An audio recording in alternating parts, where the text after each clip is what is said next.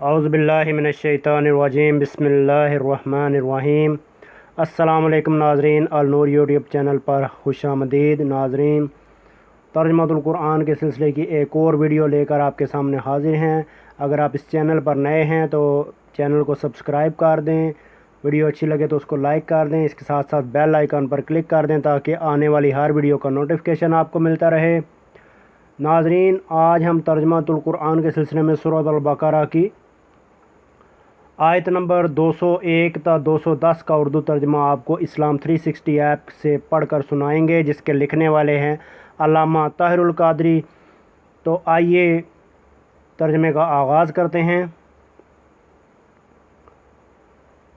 اللہ کے نام سے شروع جو بڑا مہربان نہایت رحم فرمانے والا ہے۔ اور انہی میں سے ایسے بھی ہیں جو عرض کرتے ہیں، اے ہمارے پروردگار، ہمیں دنیا میں بھی بلائی عطا فرما اور آخرت میں بھی بلائی سے نواز، اور ہمیں دوزخ کے عذاب سے محفوظ رکھ۔ یہی وہ لوگ ہیں جن کے لیے ان کی نیک کمائی میں سے حصہ ہے، اور اللہ جلد حساب کرنے والا ہے۔ اور اللہ کو ان گنتی کے چند دنوں میں خوب یاد کیا کرو۔ پھر جس کسی نے منا سے واپسی میں 2 ہی دنوں میں جلدی کی تو اس پر کوئی گناہ نہیں، اور جس نے اس میں تاخیر کی تو اس پر بھی کوئی گناہ نہیں۔ یہ اس کے لیے ہے جو پرہیزگاری اختیار کرے۔ اور اللہ سے ڈرتے رہو اور جان لو کہ تم سب کو اسی کے پاس جمع کیا جائے گا۔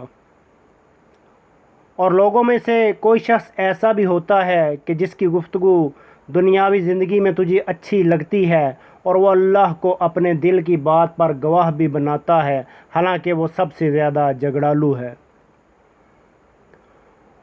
اور جب وہ آپ سے پھر جاتا ہے تو زمین میں ہر ممکن باغ دوڑ کرتا ہے تاکہ اس میں فساد انگیزی کرے اور کھیتیاں اور جانیں تباہ کر دے، اور اللہ فساد کو پسند نہیں فرماتا۔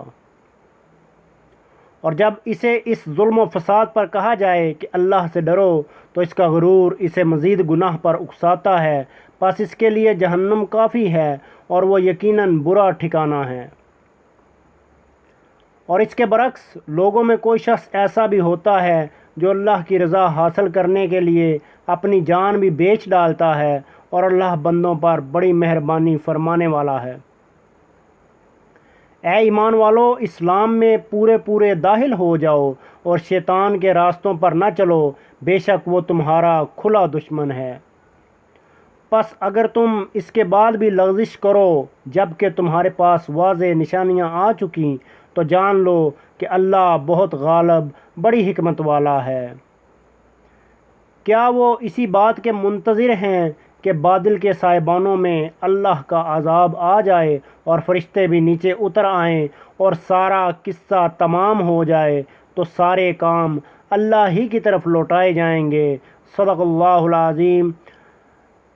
امید کرتا ہوں ناظرین آج کی ویڈیو آپ کو پسند آئی ہوگی۔ اس کے ساتھ ہی اجازت دیجیے، اللہ حافظ۔